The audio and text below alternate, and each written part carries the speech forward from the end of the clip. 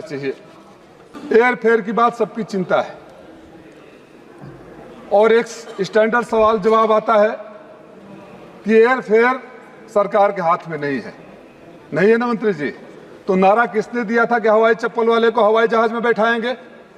जब आपके हाथ में है ही नहीं तो नारा किसको बेवकूफ बनाने के लिए दिया गया था? और आपकी अगर जिम्मेदारी नहीं है तो हम तो बचपन में सुना करते थे ब्लैक होता है। उस समय हम लोग बचपन में जहां से आते हैं यूपी बिहार के बॉर्डर पर किरासन तेल का ब्लैक होता था, चीनी का ब्लैक होता था ना। हमारे गांव से तो आपके बक्सर से हम किरासन तेल लेकर आते थे तो ब्लैक होता था। तो ये तो आपने ऑफिशियली परमिट कर दिया उनको कि जितना चाहो तो यहाँ से बनारस का किराया 3,000 है, चाहे तो 30,000 ले लो और सरकार हाथ खड़ा कर दे। हमें ऐसी सरकार नहीं चाहिए जो लूटने वालों को कंट्रोल में नहीं रख सके। ये आपको जिम्मेदारी लेनी पड़ेगी मंत्री जी, या तो फिर देश से माफी मांगनी पड़ेगी कि सर्वोच्च नेता ने, मैं नहीं कहूंगा सत्य नहीं कहा था कि हवाई चप्पल वाले को हवाई जहाज में बैठाएंगे। चौथी बात मैं सर एयरपोर्ट्स की है।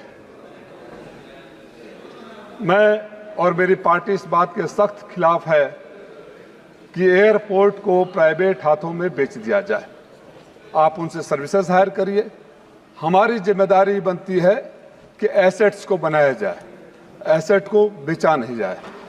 एसेट को बेचने से आने वाली पीढ़ियों को भुगतना पड़ता है सर। और हमारे यहाँ जो माँ बाप के बनाए हुए संपत्तियों को बेच देता है उसे अच्छा नहीं कहते हैं। थोड़ा रूड शब्दों में बोलूं तो नालायक कहते हैं। आपके यहाँ क्या कहते हैं मुझे नहीं पता। तो मैं ये चाहूँगा कि जो उसका दूसरा दुष्परिणाम होता है, जो एयरपोर्ट का कंस्ट्रक्शन कास्ट कलकत्ता में 5,500 रुपये स्क्वायर फीट आता है, वो दिल्ली का बनता है तो 12,000 रुपये स्क्वायर फीट आता है। तो उसकी कीमतें कौन वसूलता है? उसकी कीमतें तो हमें से वसूली जाती है ना। अभी CISF को हटा दिया गया most of the security check point से, प्राइवेट लोग आए हैं। अब वहाँ सिक्योरिटी का भी सरकार को देखना चाहिए। हम सरकार को पूरी तरह से सपोर्ट करते हैं। जहाँ भी सिक्योरिटी चेकिंग की बात हो, सिक्योरिटी की बात हो, उसके साथ कोऑपरेशन है। लेकिन सिक्योरिटी कैसे स्मूथ हो जाए इस पर भी ध्यान देने की जिम्मेदारी सरकार की है। और जो प्राइवेट हाथों में दे दिया जाता है इस पर भी दो चीज़ मेरा व्यक्तिगत रूप से सुझाव है।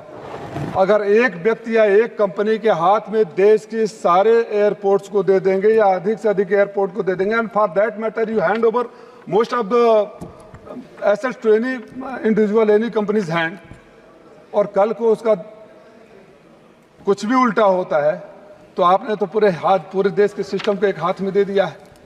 और ये जो सॉफ्टवेयर जो मुझे समझाया गया है, बताया गया है, जो डायनामिक एयरफेयर की बात करते हैं उन्हीं के हाथ में होता है।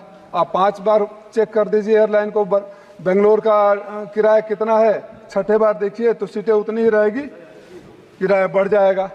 इस पर कंट्रोल करने की ज़रूरत है। मेरे कुछ सुझाव थे जिसको मुझे लगता है कि सरकार अगर संज्ञान में ले तो अपने उस नारे को भी पूरा कर पाएगी कि आजकल को हवाई चप्पल वाले तो सोच भी नहीं सकते वहाँ जाने के लिए।